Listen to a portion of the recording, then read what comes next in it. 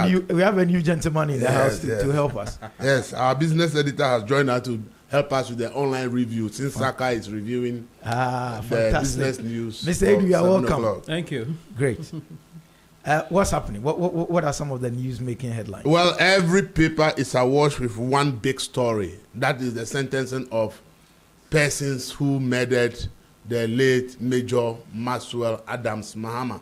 That is a story that for every newspaper that you carry, it is there, from Finder to the Statesman to the Daily Graphic to all the papers, they all carry. This is the leading story. This judgment came late yesterday afternoon. Okay. And 12 people have been found guilty. This is a case of mistaken identity where the citizens of Dencho Obuasi mistook Major Mahama for an armed robber or a thief and ended up lynching him. He was there in that community with the detachment from the Ghana Armed Forces to protect and ensure that they deal with people involved in Galamsey. And on one morning, he went on a walk. And during that walk, the community claimed that they were chasing somebody who is suspected to be a thief. And when they came across the major, who was in Mufti anyway, because he was just on his morning walk, attacked and killed him. Unfortunately. And now 12 people have been found guilty. The lesson here is that listen to advice, don't engage into attacking and mob action ends up kill people. Some of these people may be regretting today that why did they even take part in that action. But the point is, so long as you take, if you did not take part, if you had walked away, or if I had said, oh, let's hand him over to the police, probably will not be where we are. So the lesson is never participate in a mob action because you will not know where you end up. So these 12 people are going to spend the rest of their lives in prison. And we have what's the finder saying? The Lands and Natural Resources Minister reported the finder that Ghana is going to construct 450 million manganese refinery. That refinery is to process bauxite and other manganese and other things. With this, one of the things we talk about when we talk about how we can prosper, we have to add value to whatever we're doing. We say that. And then Dr. Njudansu's advice that the ECOWAS should not use heads of states to go to track 2 diplomacy. Track 2 diplomacy is also there. And the big story is the prime hit cut to 29% by the Central Bank of Ghana. That's what we have a bigger discussion on it today because we need to know what it means, right? Mr. Edu, do you have any headlines for us? Yes, so the online news, we have Public Accounts Committee orders Controller Account General Department Director to pay over 32,000 Ghana cedis for failing to recover unearned pensions. This is from City Newsroom. Okay. So if I can read bits of it, it says the Public Accounts Committee has ordered the Western Regional Director of the Controller Accountant General Department to refund an amount of 32,000 Ghana cedis, 32,620 Ghana cedis with interest to the state for failing to recover the said amount after overpaying pension gratuity to a retired fire officer. Oh, wow. I mean, if issues like this happen where public officers are being made to pay from their own pocket, I'm sure there will be some scrutiny in some of the things that we're doing. Yeah, that's what the law says, but for whatever reason, for all these years, we've never implemented it. Okay. That if you are responsible for a wrong payment, you either make sure that the person the money is paid to returns the money, or you, the officer who made that wrong payment, you pay the money back to the state. So the laws are there. The laws are there.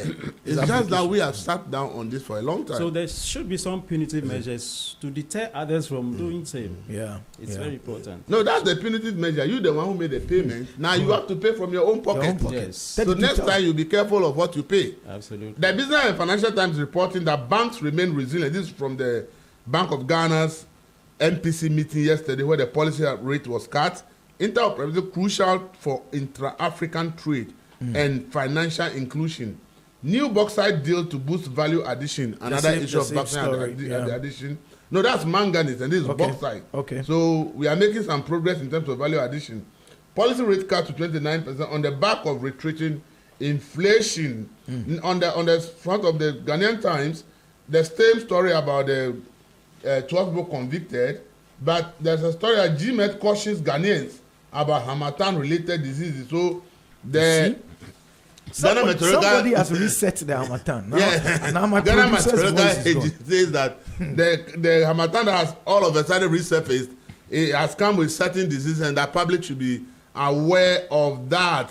The business analyst says controller and accountant to refund money as public accounts committee chases the controller to pay the money. And it says economic activity picks up, BOG's real sector indicators reveal. So these are some of the papers. I'll go back to Isaac for another. Yes. So from My Joy Online, we have Chairman Wontumi set free by Kumasi Traditional Council. Oh, he went yesterday? Yes. Okay. So he says that Shanti Regional Chairman of the New Patriotic Party, Bernard Inchubu-Siako, has been cleared by the Kumasi Traditional Council of alleged derogatory remarks made against Asante during the MPP parliamentary vetting process. So he's no more in trouble.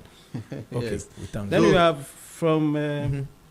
The Daily Statesman says life imprisonment for Major Muhammad Kiles. And then BOG remains, banks remain stable. Policy rate now at 29%. So that's the Daily Statesman. Okay. The Daily Dispatch is full of political stories. And we come to the Anchor is also full of political stories, but is reporting that GRA exceeds 2023 revenue target by 113 billion. So last year, GRA was able to collect 113 billion Ghana cedis as revenue for the state. Impressive. Yes. Right. So the last one from my end, from Asasi Online. Okay. They're talking about the BOG story. The Monetary Policy Committee of the Bank of Ghana has reduced its policy rate from 30% to 29%. Now, the policy rate indicates the rate at which the central bank lends to the commercial banks in Ghana. Okay. Right. So, I mean, definitely you have a trickling effect on those of us on the streets. Absolutely. Because if he lends to the commercial, then if the businesses go for that funding and all that. So, yes, I mean, it was a big announcement yesterday. Yes. In the business community, it made noise. But for those of us on the streets walking, going up and down, we couldn't be bothered, could we? But you are saying that we must be bothered. Yes. Because it's going to affect us in one way or the other. Absolutely. Okay. I mean, any more stories there? I mean, GJ. Well, the Chronicle is reporting an interesting story that Osofu Chirabusu, who is a perennial independent candidate, president candidate, is he standing again this year? Coming again. Oh, great. And according to the Chronicle, is promising that when elected, he will bring Sharia law to Ghana.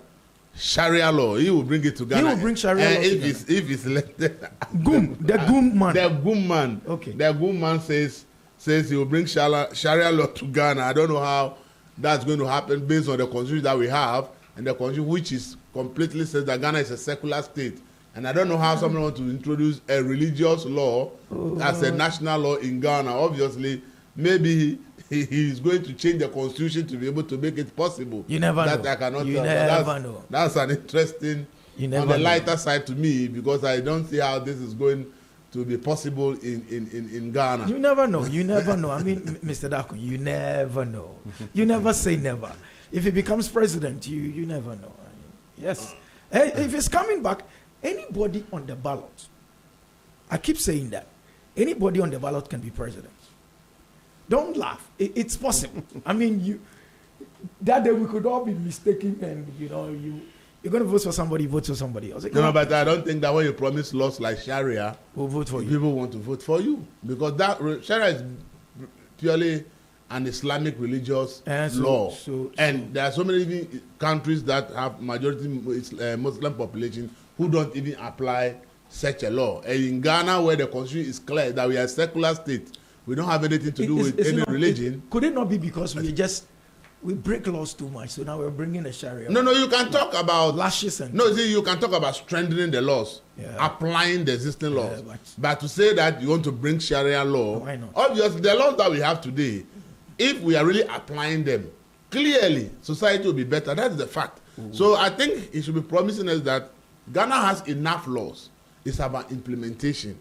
If you tell me that, then I understand. But with all the laws we have, you are telling me that they are not enough, and unless you bring Sharia law, I don't even understand why somebody want to make that promise as a presidential candidate. For instance, Mr. Dako, for instance, we'll have morality police. And the morality police will be walking across town.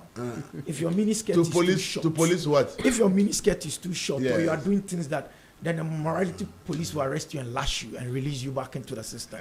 No jail time and all that. But that's good for you. That's unfortunate if anybody is thinking about that in this day and age. That's good. It's not something that somebody should be thinking about in this day and age. You never know. Morality is not something that is. You never know, my brother. Thank you so much. Is how we do things. Gentlemen, for passing through. It's been great fun having you. Pass through again tomorrow. I know by tomorrow maybe Mr. Yankson will come back and then we'll have a good discussion. I'm sure he's a bit under the weather. The Hamatan is getting the better of him. But thank you so much, gentlemen, for passing through. And this is still Zed in the Morning with Jerry Helm. You're tuned in to 101.9 FM. Zed, your lifestyle, leisure, and business radio.